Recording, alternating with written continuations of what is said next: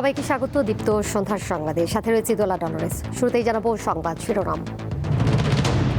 রামিসা হত্যা মামলার চার্জশিট আদালতে দাখিল, 7 দিনের মধ্যে বিচার সম্পন্নের আশা স্বরাষ্ট্রমন্ত্রীর। হামির উপসর্গে দেশে আরও 16 শিশুর প্রাণহানি, মোট মৃত্যু 528, নতুন আক্রান্ত প্রায় 1500। ঈদুল আজহা উদযাপনে দলে দলে ঢাকা ছাড়ছেন মানুষ, ট্রেন ও বাসের সূচি বিপর্যয়ে ভোগান্তি।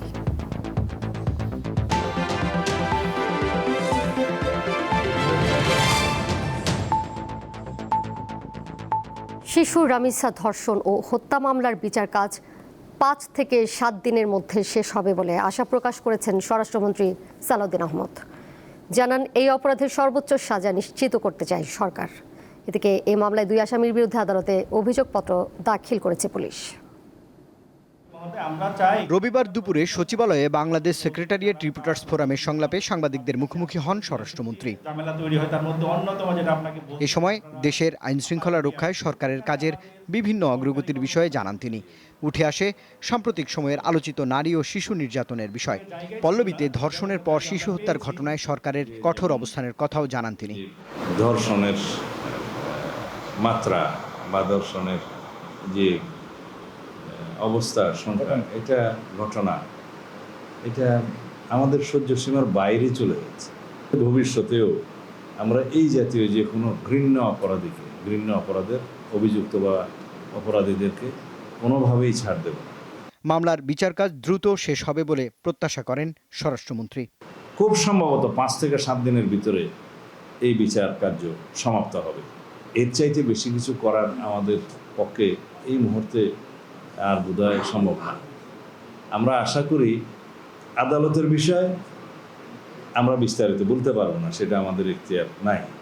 তবে আমরা নিশ্চিত যে মাননীয় আদালত এই প্রসিকিউশন টিমের বক্তব্য শুনে, চার্জশিট দেখে এবং এভিডেন্স 164 এগুলো দেখে সঠিক সিদ্ধান্ত নেবেন।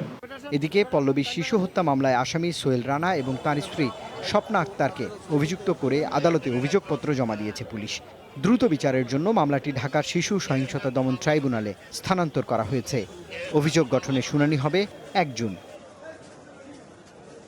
রুবায়েত হাসান, দীপ্ত সংবাদ, ঢাকা। মেহেরপুরে শিশু ধর্ষণ মামলায় শাকিল হোসেন নামের এক যুবকের মৃত্যুদণ্ড দিয়েছে আদালত। দুপুরে মেহেরপুরে শিশু সহিংসতা দমন ট্রাইব্যুনালের বিচারক তাজুল ইসলাম এ রায় দেন। 2025 সালে গাংনী উপজেলার চাঁদপুর দক্ষিণ পাড়া গ্রামের 9 বছরের শিশু বাবার জন্য মাঠে খাবার নিয়ে যাওয়ার পথে অভিযুক্ত শাকিল হোসেন শিশুটিকে ধর্ষণ করে। এই ঘটনায় ভুক্তভোগীর পরিবার বাদী হয়ে শাকিলের বিরুদ্ধে মামলা করে।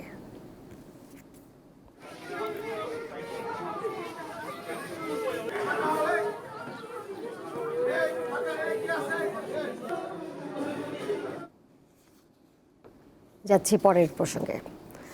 দেশে গত 24 ঘন্টায় হামের উপসর্গ নিয়ে 16 শিশুর মৃত্যু হয়েছে। হাম ও হামের উপসর্গে এ নিয়ে মোট মৃতের সংখ্যা বেড়ে হয়েছে 528। স্বাস্থ্য অধিদপ্তরের তথ্য অনুযায়ী হামে নিশ্চিত মৃত্যুর সংখ্যা 86 আর হামের উপসর্গ নিয়ে মারা গেছে 442 জন। গত 24 ঘন্টায় 128 নিশ্চিত সংক্রমণ শনাক্ত হয়েছে।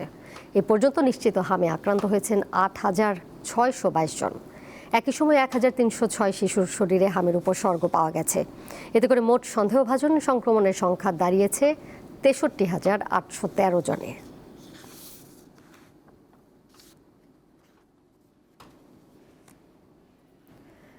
দেশের অর্থনীতি এবং জাতীয় নিরাপত্তার জন্য টেকসই জ্বালানি খাত সম্প্রসারণ জরুরি বলে জানিয়েছেন প্রধানমন্ত্রী তারেক রহমান। আর এজন্য সরকার সৌরশক্তিকে গুরুত্ব দিচ্ছে। সকালে জাতীয় সংসদ ভবনের অনগ্রিড রুফটপ সোলার সিস্টেমের উদ্বোধন করে তিনি কথা বলেন। প্রধানমন্ত্রী আরও বলেন, সকল প্রাকৃতিক দুর্যোগ মোকাবেলা করে টেকসই জ্বালানি পথে অগ্রসর হচ্ছে দেশ। কারণ অর্থনীতি ও জাতীয় নিরাপত্তার জন্য অপরিহার্য জ্বালানি। অর্থনীতিকে সমৃদ্ধ করতে সৌরশক্তি গুরুত্বপূর্ণ বলেও জানান প্রধানমন্ত্রী। জাতীয় সংসদ ভবন অবশ্যই আমাদের গণতন্ত্রের প্রতীক।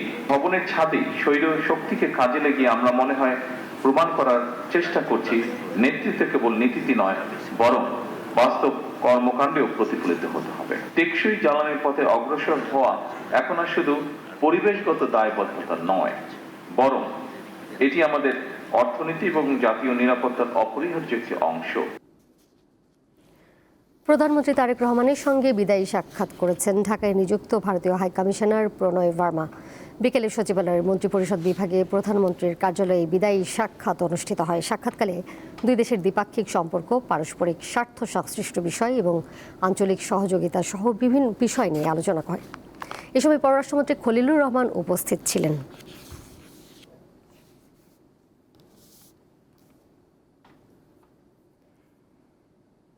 ঈদুল আজহা উদযাপনের লক্ষ্যে দলে দলে রাজধানী ছাড়ছে মানুষ।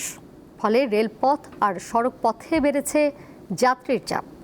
তবে সময় মতো ট্রেন বা বাস ছেড়ে না যাওয়ায় ভোগান্তিতে পড়ছেন অনেকে।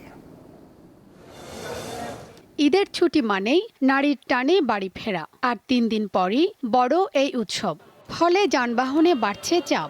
ঈদযাত্রায় বরাবরই ভোগান্তি থাকে, এবারও এর ব্যতিক্রম নয়। রাজধানীর কমলাপুর রেল স্টেশন রবিবার সকালে 3টি ট্রেনের সূচি বিপর্যয়ের কারণে যাত্রীদের দীর্ঘ সময় অপেক্ষা করতে হয়। যাত্রীর চাপ সামলাতে ট্রেনের সংখ্যা পর্যাপ্ত নয় স্বীকার করে রেলমন্ত্রী জানান, ঈদ উপলক্ষে শতকরা 25% অতিরিক্ত যাত্রী পরিবহনের ব্যবস্থা করা হয়েছে। ট্রেন লাইনের উপর প্রচুর খড়, ওটাকে বলা হয় ধানের অবশিষ্ট অংশ আর কি, খড় আমাদের এলাকায় যেটা বলে, সেটা নেড়ে দেয় আর কি, শুকানোর জন্য দিয়ে দেয়, তাতে স্লিপ করেছে হুইল। ওই কারণে একটু দুটো ট্রেন সম্ভবত ডিলে হয়েছে, 2টি বা 3টি। একটা মনে হয় 20 মিনিট, একটা 1 ঘন্টা, আরেকটা মনে হয় 2 ঘন্টা হয়ে যাবে। এছাড়া বাকিটা ঠিক আছে। এদিকে বাস টার্মিনালে উপচে পড়া ভিড়। টিকিটের জন্য ঘরমুখো যাত্রীদের দীর্ঘ লাইনে অপেক্ষা করতে হয়। টিকিট পেলেও সময় মতো বাস না আসায় দুর্ভোগে পড়েন যাত্রীরা।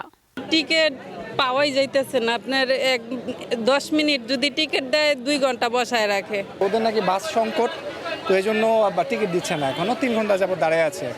এখনো গাড়ি আসেনি, খুব কষ্ট হচ্ছে এবং গাড়ির সংকটও অনেক বেশি। তো 7:30টার দিকে আসার পরে তখন লাইনে ছিলাম, তো 12টার দিকে টিকিট পাইছি। 3 থেকে 3.5 ঘন্টা পরে আমরা টিকিট পেয়েছি। এখন আমরা বাস আসছে কিনা তাও এখনো পর্যন্ত আমরা জানতে পারি নাই। এসেছি সকাল 8টায়, 12টার সময় টিকিট কাটতে পেরেছি। এখনো দাঁড়িয়ে আছি, গাড়ি এখনো আসেনি। এই ঈদে ভোগান্তি প্রতিবারই। পরিবহন সংশ্লিষ্টরা বলছেন, যাত্রীর তুলনায় গাড়ি কম, আবার মহাসড়কে যানজট থাকায় সময় মতো টার্মিনালে ফিরতে পারছে না বাস। আমাদের গাড়ির তুলনায় যাত্রী অনেক হিউজ যাত্রী, এত যাত্রী আমাদের গাড়িও পর্যাপ্ত গাড়ি দেখেছি যে আজকে সকালবেলা আমাদের রিজার্ভ যে কটা গাড়ি থাকে ডিউ টাইমের আগে গাড়িগুলো চলে যায়, যাতে চাপ বেশি। তীব্র রোদ মাথায় নিয়ে কেউ দাঁড়িয়ে কিংবা কেউ বসে টিকিট কাউন্টারের লাইনে কাটিয়ে দিচ্ছেন ঘন্টার পর ঘন্টা। ঈদের আনন্দ নিয়ে বাড়ি ফেরার স্বপ্ন থাকলেও বাস টার্মিনালে এসে অধিকাংশ যাত্রীর সেই যাত্রা হয়ে উঠেছে চরম ভোগান্তির। শিউলি শবনম, দীপ্ত সংবাদ, ঢাকা। এই যাত্রার আরও খবর জানবো। রাজধানীর সদরঘাট থেকে যুক্ত হয়েছেন সহকর্মী হেদায়েতুল্লাহ সীমান্ত। সদরঘাটে এই মুহূর্তে সার্বিক পরিস্থিতি কেমন দেখছেন? লঞ্চে কি অতিরিক্ত যাত্রী নিয়ে ছাড়ছে কিনা এবং যাত্রীদের কাছ থেকে কোনো ধরনের ভোগান্তি বা দুর্ভোগের খবর পাওয়া গেছে কিনা এবং সার্বিক ব্যবস্থাপনা সেখানে কেমন দেখছেন? দোলা, আপনি জানেন যে আগামীকাল থেকে কিন্তু সরকারি ছুটি শুরু হয়েছে ঈদুল আজহা উপলক্ষে, যার কারণে কিন্তু বাস, ট্রেনের মতো লঞ্চেও যাত্রীদের আমরা ভিড় দেখতে পাচ্ছি। অর্থাৎ আজকে থেকে ছুটি শুরু হয়, অর্থাৎ প্রত্যেকটি লঞ্চে দক্ষিণাঞ্চলগামী যে লঞ্চগুলো রয়েছে সবগুলোতে যাত্রীদের বোঝাই, এবং কি আমরা দেখতে পাচ্ছি যে প্রত্যেক লঞ্চে এভাবেই ছাদে বিভিন্ন করিডোরে যাচ্ছেন প্রিয়জনদের সাথে ঈদের আনন্দ ভাগাভাগি করতে। কারণ হচ্ছে এই লঞ্চ টার্মিনালে অর্থাৎ প্রতি বছরের মতো ঈদ এলেই কিন্তু চিরচেনা যে দৃশ্য লঞ্চ লোকগুলোতে দেখা যায়, সেটি এবারের ঈদও দেখতে পাচ্ছি আমরা। আজকে থেকে যতগুলো লঞ্চ অর্থাৎ রাত 10:30 পর্যন্ত সদরঘাট লঞ্চ টার্মিনাল থেকে লঞ্চ ছেড়ে যাবে, যার কারণে কিন্তু যাত্রীরা অনেক আগে ভাগে অনেকে এসে টিকিট কেটে তারা অবস্থান নিয়েছেন। পাশাপাশি এই বৈরী আবহাওয়া অর্থাৎ যে বৃষ্টি উপেক্ষা করে অনেকেই আগে ভাগে আসছেন, অর্থাৎ তাদের একটাই লক্ষ্য সুন্দরভাবে অর্থাৎ নিরাপদে প্রিয়জনদের সাথে ঈদের আনন্দ ভাগাভাগি করে বাড়িতে ফেরাই তাদের মূল লক্ষ্য। কিন্তু যে এই লঞ্চে কিন্তু যাত্রাটা কিন্তু যেমন আনন্দের তেমনি একটি উৎকণ্ঠারও থাকে প্রতি বছরের মতো। তারপরে সব সংখ্যা ছাপিয়ে প্রিয়জনদের সাথে ঈদের আনন্দ ভাগাভাগি করতে তারা বাড়ি ফিরতে পারবেন, এমনই প্রত্যাশা সকল যাত্রীদের। তারা বলছেন এবারের এই যে লঞ্চে তেমন ভোগান্তি তেমন নেই, কিন্তু এবং কি কর্তৃপক্ষ থেকে পর্যাপ্ত নিরাপত্তা ব্যবস্থা নেওয়া হয়েছে, পাশাপাশি কোনো ধরনের অপ্রীতিকর ঘটনা যেন না ঘটে সেটি ব্যবস্থা নেওয়া হয়েছে। পুলিশ মোতায়েন করা হয়েছে, আইনশৃঙ্খলা রক্ষাকারী বাহিনী সর্বদা সতর্ক অবস্থায় আছেন। অর্থাৎ এই যে ঈদের আনন্দ সেটি যেন রাজধানীবাসী তাদের প্রিয়জনদের সাথে গিয়ে সুন্দরভাবে ঈদ উদযাপন করে আবারও ঢাকায় ফিরতে পারে, এমনটাই প্রত্যাশা লঞ্চ কর্তৃপক্ষ এবং কি যারা যাচ্ছেন যাত্রীদের। দোলাই ছিল আমার কাছে সদরঘাট থেকে যে বাড়ি ফেরা মানুষের সর্বশেষ তথ্য।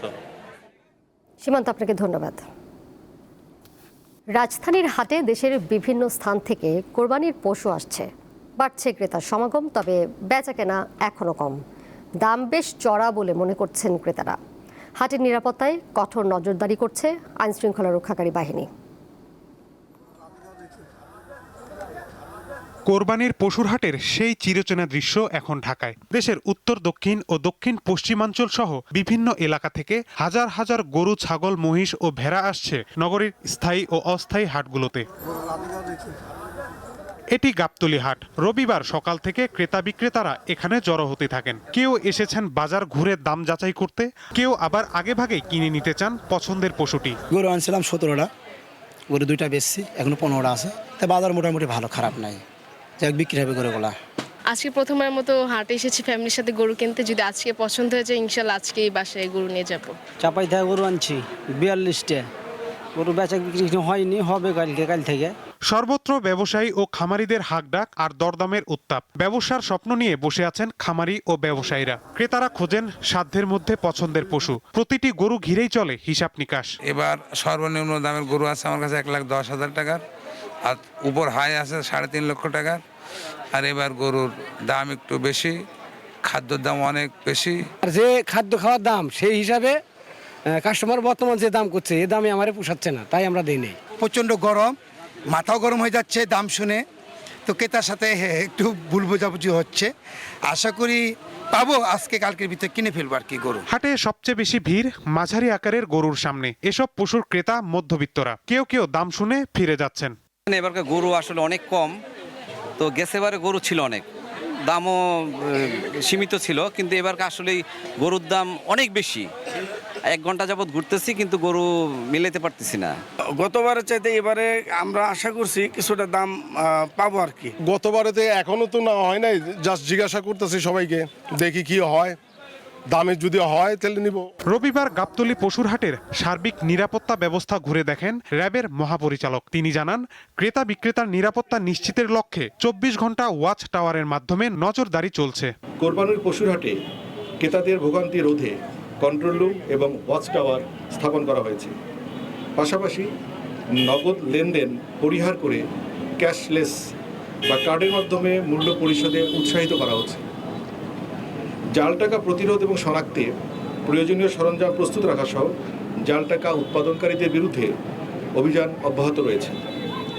পবিত্র ঈদুল আজহা উপলক্ষে কোরবানির পশুবাহী যানবাহন যেন কেউ জোরপূর্বক কোনো নির্দিষ্ট হাটে নিতে বাধ্য না করতে পারে সে বিষয়ে নজরদারি অব্যাহত রয়েছে। রাজধানীর পশুর হাটে সোমবার থেকে বেচাকেনা আরও বাড়বে বলে আশা করছেন ব্যবসায়ী ও খামারিরা। মাহিদুর রহমান, দীপ্ত সংবাদ, ঢাকা। আগামীকাল সকাল থেকে মিনায় অবস্থানের মাধ্যমে শুরু হতে যাচ্ছে পবিত্র হজের আনুষ্ঠানিকতা। হাজিদের মিনায় গমন সহজ ও নিরাপদ করার জন্য সৌদি সরকারের নির্দেশনা মেনে আজ রাতেই মিনার উদ্দেশ্যে রওনা দেবেন সবাই। মিনায় যাওয়ার আগে মুসল্লিরা ইহরামের কাপড় পরিধান করবেন। 8 জিলহজ সোমবার মিনায় অবস্থান করে ফজর থেকে এশা পর্যন্ত 5 ওয়াক্ত নামাজ আদায় করবেন তারা। সেখানে রাত্রি যাপন শেষে মঙ্গলবার 9 জিলহজ আরাফাতের ময়দানের উদ্দেশ্যে রওনা দেবেন হাজিরা।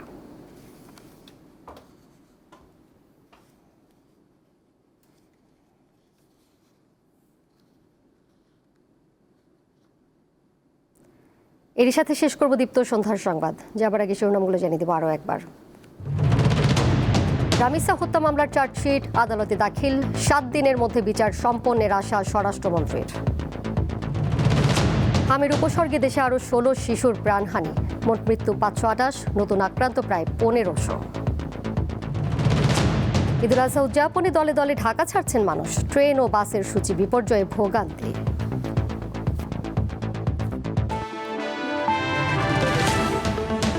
এই ছিল এখনকার মতো। পরের সংবাদ দেখবেন রাত 11টায়। এছাড়াও আরও তথ্য এবং বিনোদনের নানা খবর জানতে যুক্ত থাকুন দীপ্তর ডিজিটাল প্ল্যাটফর্মে। সবাইকে ধন্যবাদ।